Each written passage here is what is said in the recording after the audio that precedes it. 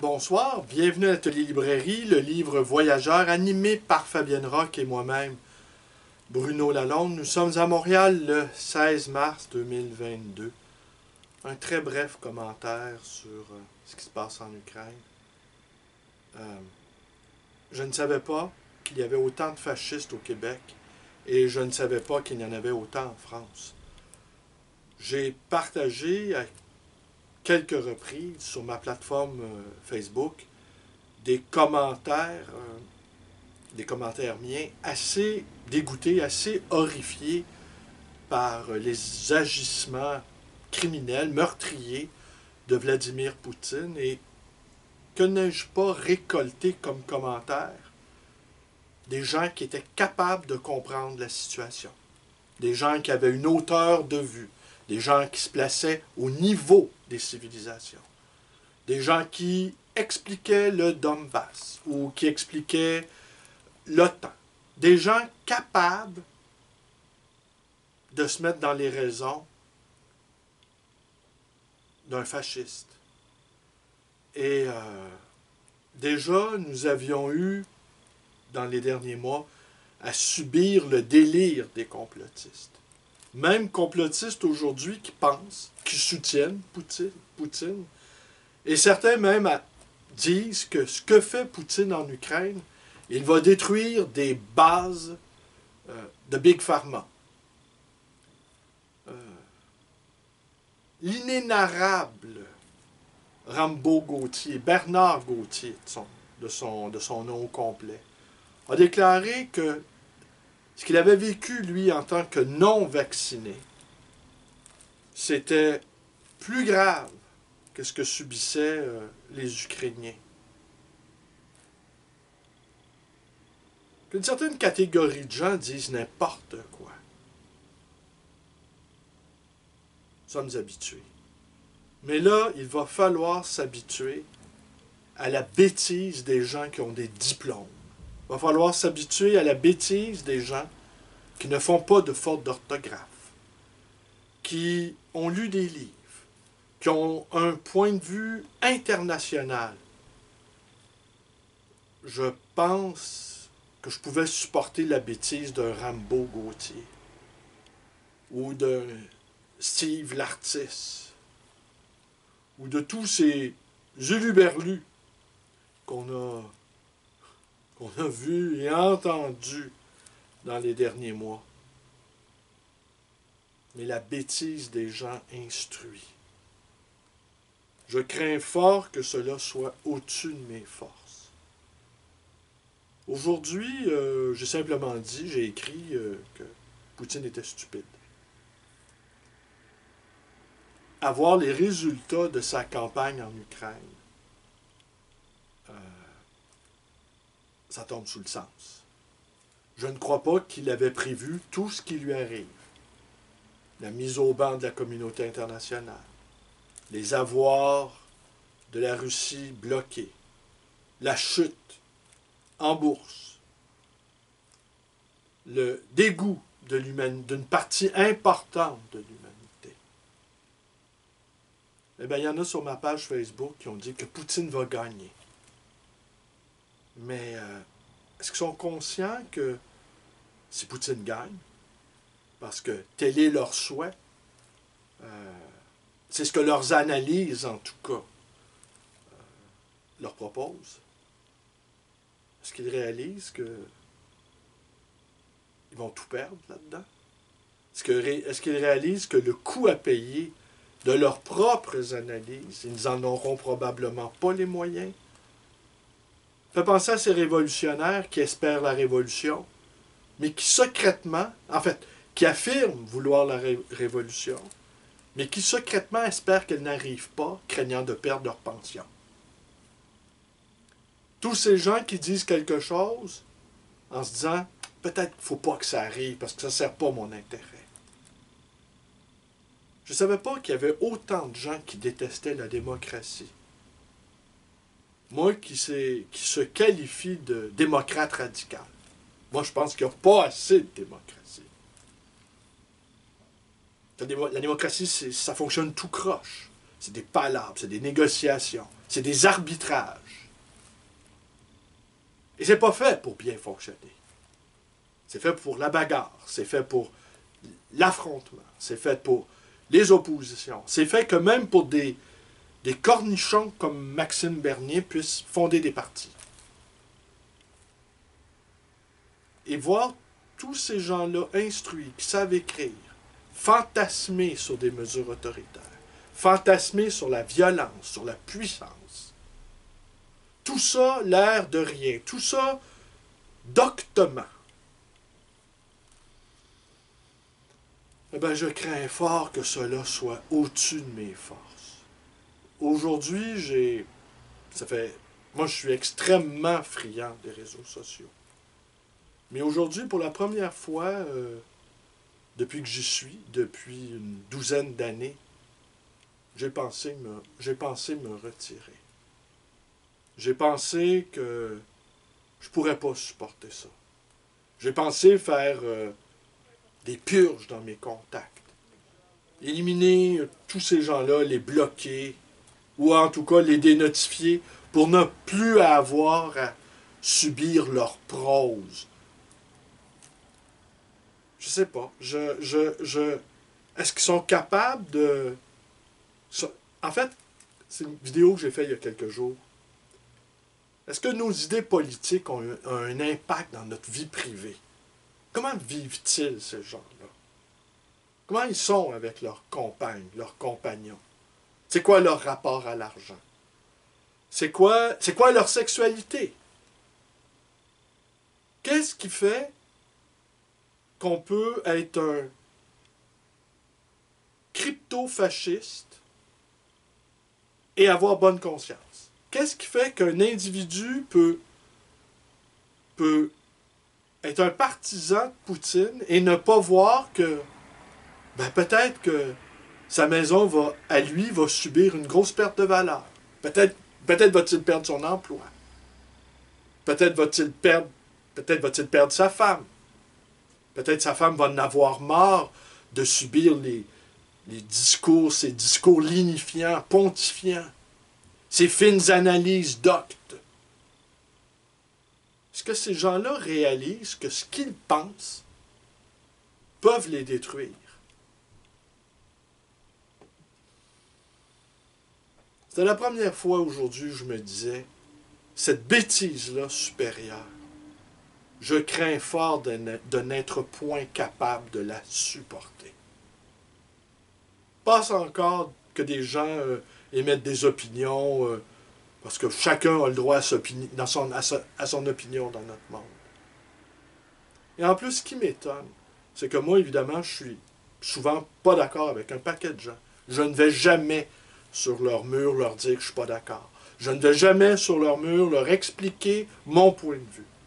J'ai compris leur, je ne le partage pas, mais il me semble que j'ai l'élégance de ne pas en faire un plat. J'ai la délicatesse de ne pas argumenter avec eux. D'une part, je n'ai pas le temps. D'une part, personne jamais convainc personne. D'une part, sauf qu'il y a des idées qui sont intolérables. Il y a des points de vue qui sont inacceptables. On peut les tolérer parce que c'est ça, vivre dans une société ouverte. C'est de supporter un nombre considérable de fâcheux, d'individus sans envergure, même s'ils se jugent avec beaucoup d'envergure. Parce que être du côté des fascistes, là, c'est quand même quelque chose de lourd à porter.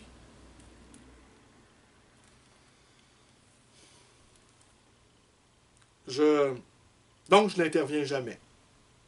Et je me dis, je les garde dans mes contacts, je me dis, c'est bon pour ma propre tolérance à moi. C'est bon pour me rappeler que je ne vis pas dans un monde idéal. Je ne suis pas... C'est bon pour ma propre capacité d'endurance à la bêtise.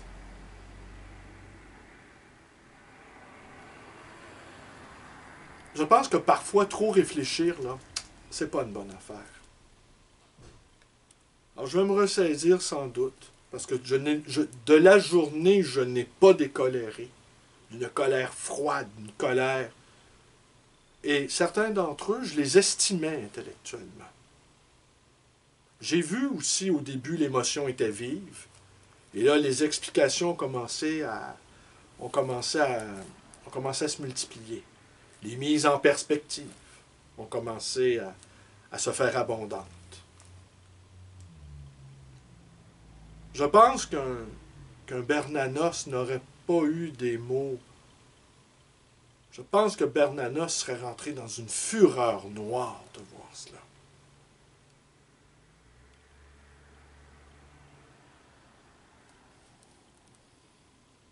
On a besoin de... Je pense que plus que jamais, on a besoin de penseurs, de philosophes comme Bernanos. Léo Larguier, dont je vais vous parler, je vais quand même conclure la vidéo. Vous excuserez ce coup de sang. Je suis obligé de réfléchir. J'ai réussi pendant 2 ans à ne pas faire railler avec personne concernant la pandémie. J'ai réussi à garder mon esprit sain. J'ai réussi à conserver des relations amicales avec tout le monde. Mais cela, ça va être plus difficile, je pense. Je pense que ça va être plus difficile. Je n'avais aucune attente à l'égard de gens qui croient qu'il y a des Big Pharma à son siège social à Kiev. Mais tous ces experts, là, ça c'est vraiment... Moi, je ne suis pas un expert. Je pense avoir suffisamment lu, cependant, sur l'implication des uns et des autres. Je ne crois pas non plus faire de l'angélisme ou d'imaginer les Ukrainiens comme des bisounours. Mais ça tombe sous le sens que le régime de Poutine est un régime fasciste, avec ça a toutes les caractéristiques, cochez toutes les cases et vous avez toutes les réponses. Et ça tombe sous le sens également que nous sommes en présence d'une guerre d'agression et que de 3 millions de réfugiés, que des milliers de morts, que des jeunes Russes de 20 ans qui n'ont qu'une seule envie, sans doute, je l'espère, c'est de faire l'amour, et qui se retrouvent à entrer dans des tanks et qui vont, pour beaucoup d'entre eux, mourir. Mourir pourquoi au juste? Pendant que ce vieillard sénile de Poutine, qui est probablement... il n'est plus là. Je veux dire, on voit bien que son impassibilité, ce n'est pas du sang-froid. C'est de la bêtise. Il n'y a plus d'être humain derrière ce regard-là. Chacun peut l'examiner. Peut-être que les commentateurs qui se manifestent sur ma page jugent-ils que c'est ainsi que les grands tueurs doivent se comporter, les grands psychopathes, oui. Mais ils sont capables de m'expliquer la logique du psychopathe. De cela, je crains fort que beaucoup y risquent, peut-être s'en foutent-ils, de perdre l'estime que j'avais pour eux. Et quant à moi, perdre leur estime, eh bien, c'est un honneur. Qu'ils me jugent idiot. Oui, sans doute, je suis un idiot. Mais je préfère encore être un idiot qu'un fasciste instruit. L'ami des livres. Alors, qu'est-ce que je vous disais? Oui. Un mot sur Léo Larguier. Il est né en 1878. Il est mort en 1950. Il a écrit beaucoup de livres. Il a fait son service militaire. où, où il s'est lié d'amitié avec Paul Cézanne. À 20 ans, il débarque à Paris, s'inscrit à Sciences Po, mais il ne va qu'à un seul cours. Alors, et après ça, il ne s'adonne qu'à une seule chose, la poésie, et il ne quitte plus Saint-Germain-des-Prés, dont il devait devenir l'historien. Je lis toujours sur la fiche Wikipédia qu'il était le voisin d'Apollinaire. En 1914, il est mobilisé et il fait preuve d'héroïsme, de courage, ce qui lui vaut la croix de guerre avec citation à l'ordre de son régiment. Il est blessé au cours de cette guerre. En 1919, il est démobilisé et fait les chevaliers de la Légion d'honneur. Un véritable guerrier. Là. En 1940, il participe à l'exode de Paris et va vivre à Vialas dans les Cévennes. Et Léoto, qui avait toujours un bon mot gentil pour chacun, se gausse de lui. Alors on dit qu'il posait au poète à l'ancienne. Qu'est-ce que ça veut dire, poser poète à l'ancienne? Alors on l'imagine, poète en robe de chambre, précieux.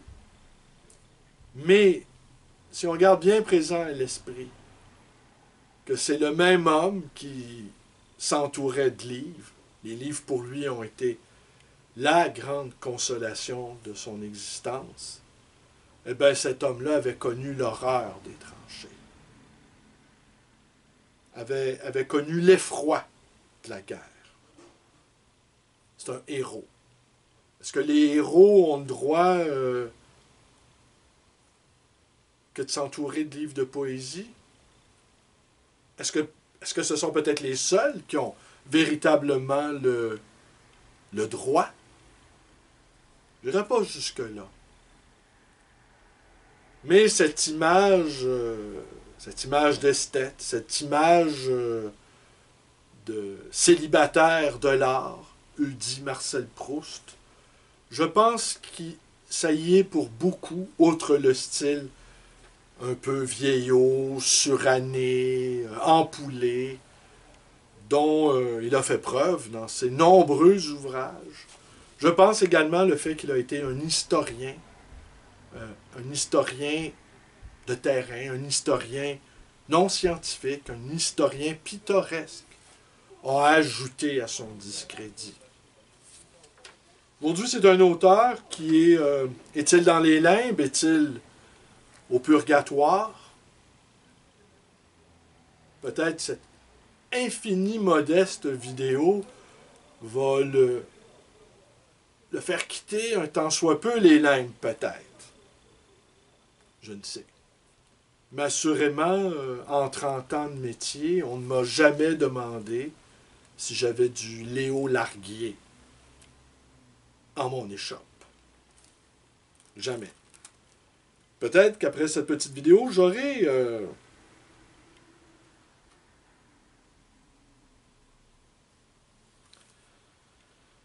l'insomnie me fait souvent rallumer ma lampe et reprendre le bouquin fermé quand je croyais pouvoir dormir. Je songe alors à ceux qui lisent au lit, appartiennent à une sorte d'ordre spéculatif et qui ne doivent pas être très nombreux. Il y a des centaines de millions d'hommes qui n'ont jamais eu envie d'un livre, qui n'en ont jamais lu un seul. Ils se couchent et éteignent la lumière, n'ayant pas besoin de cet opium qu'est la lecture. Moi, je préfère mes insomnies perpétuelles à leur sommeil de bête. Je vais vous lire un passage.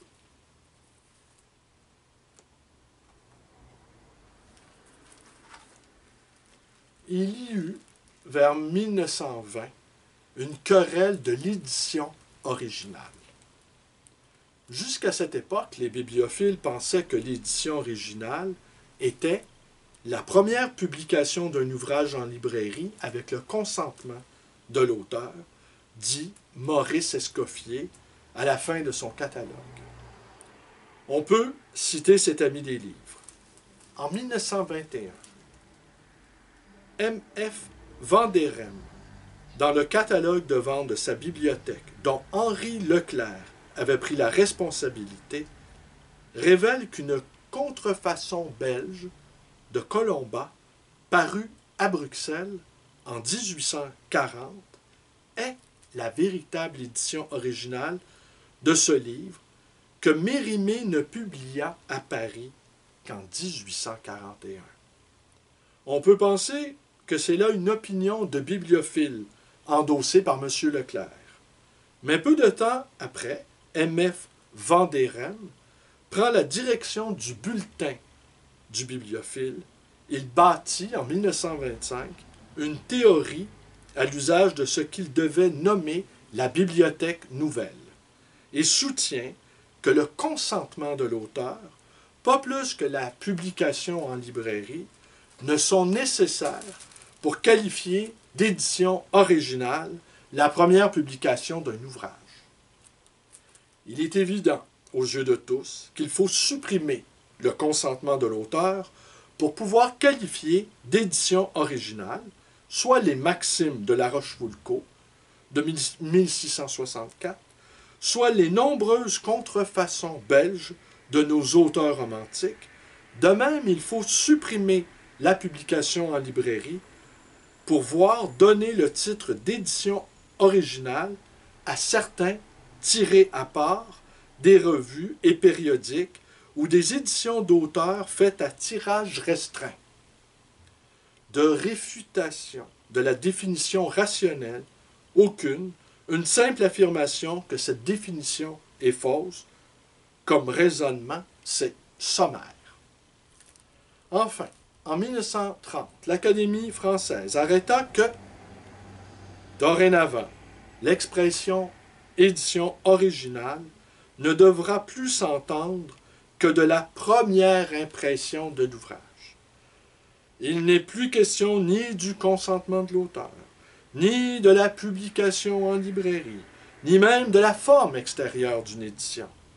La première expression d'un texte dans un journal ou une revue ou sur un prospectus suffira à dire que cette impression est une édition originale.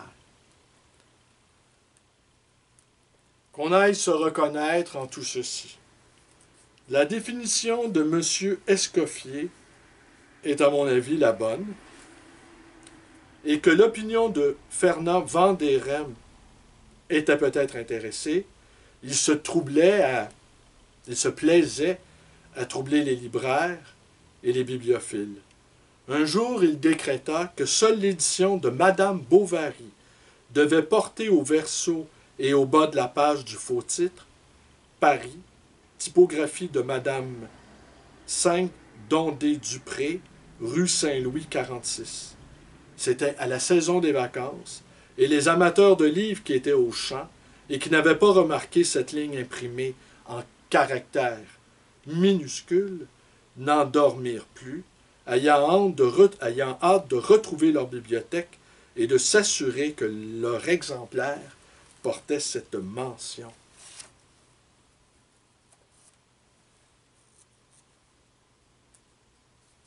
Est-ce que je continue demain avec eux? Je pourrais continuer encore avec l'ami des livres. Je pense que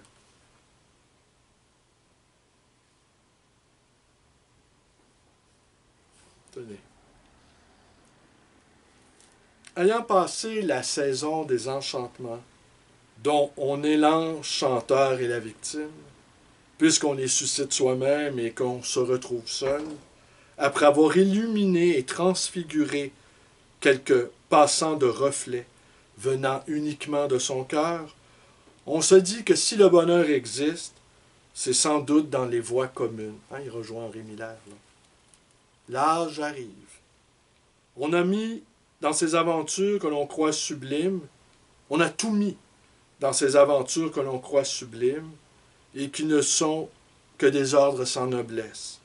On tourne la tête et l'on se demande si l'on a pris la bonne route. Chacun a ses regrets et sa mélancolie. Au lieu d'écrire des livres, je songe de temps en temps que ma vie eût été plus aimable si je m'étais contenté d'en vendre, et je fais un petit rêve honnête et paisible. J'aurais voulu avoir une boutique de libraire dans le quartier de Saint-Germain-des-Prés, rue Jacob, ou rue de Seine, rue des Beaux-Arts ou quai Malaquais. Bien entendu, je me serais marié. Un homme de lettres, un artiste peuvent rester célibataires. C'est un état qui leur convient à souhait.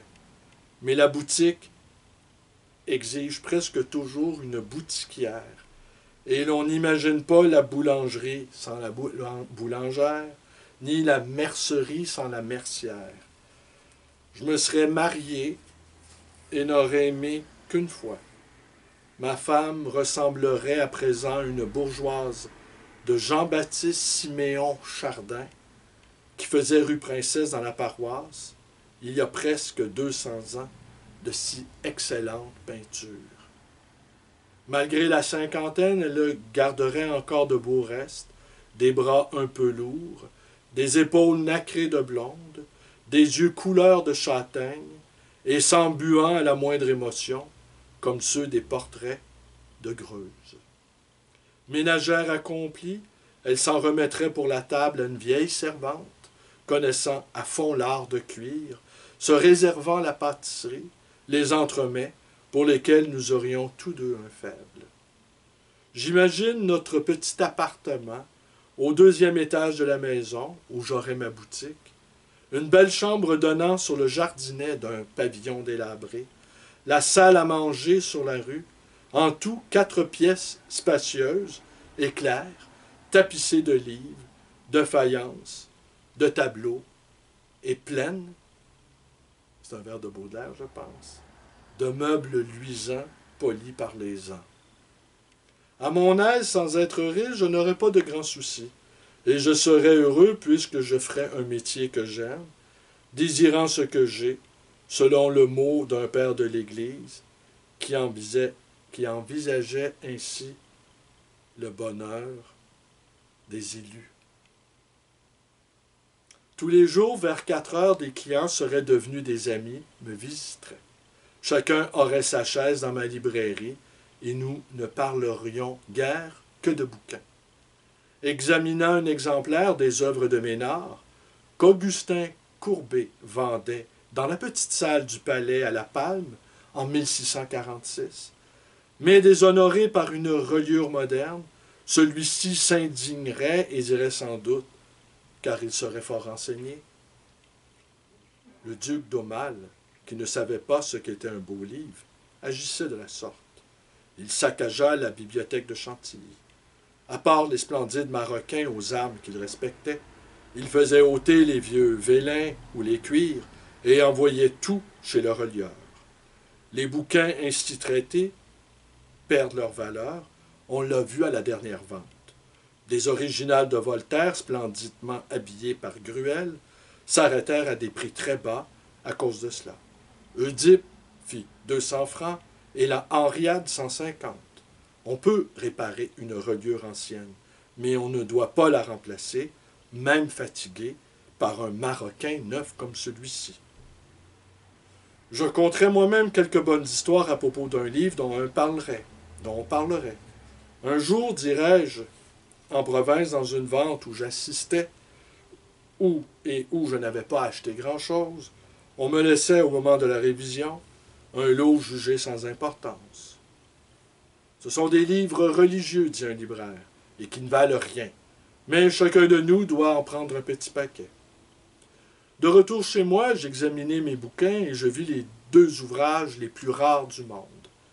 La doctrine curieuse des beaux esprits de ce temps, ou prétendu tel, par le père François Garassus de la Compagnie de Jésus, première édition 1623, un livre furieux contre Théophile et les poètes libertins, dans lequel ce jésuite du XVIIe siècle a la violence et la verdeur de langage de Léon Bloy et de Louis Veuillot, j'appelle libertins nos ivrognerets, moucherons de taverne, esprits insensibles à la piété, qui n'ont d'autre Dieu que leur ventre, qui sont enrôlés en cette maudite compagnie qui s'appelle la confrérie des bouteilles, quand un jeune veau de la bande des débauchés, etc., etc.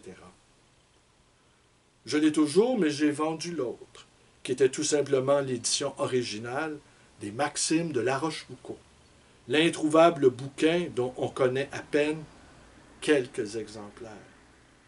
Celui-là était encore plus précieux, car il portait sur des papillons, corrections manuscrites et variantes. Je le propose à un client difficile pour 3000 francs, ce qui était alors une somme. Il demanda à réfléchir et alla se renseigner auprès du célèbre Raïr, qui lui arracha son secret sans en avoir l'air, qui courut chez moi et emporta le volume. 8 jours après, mon client revint, tête nue et l'air égaré, demandant le bouquin. Je l'ai cédé à Raïr, à qui vous aviez eu l'imprudence d'en parler, lui dis-je. Le bonhomme fit 2 fois le tour de ma boutique, sans un mot, s'en alla, et je ne l'ai jamais revu. Sa vie était désormais empoisonnée. Vous voyez, c'est quand même de jolies histoires, hein? Ben, des histoires de bibliophiles. La folie de la bibliophilie.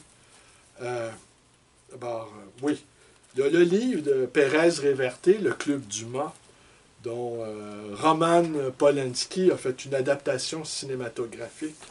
À mon avis, fort réussi, je pense que c'était la 9e porte, nous montre jusqu'où cette folie peut aller. Évidemment, il faut de forts moyens pour pouvoir aller jusqu'au bout de cette folie. Mais j'aurais envie de vous dire, la bibliophilie, hein, est une folie qui nous protège des autres, au fond.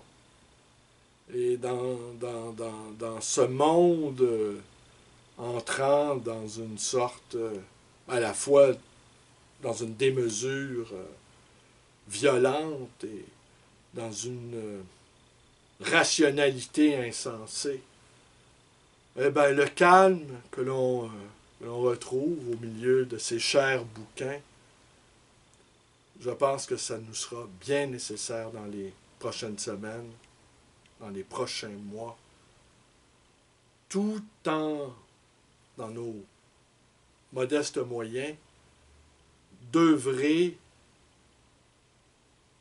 à ce que ce valeureux et martyr peuple ukrainien réussisse à vaincre le fasciste Poutine.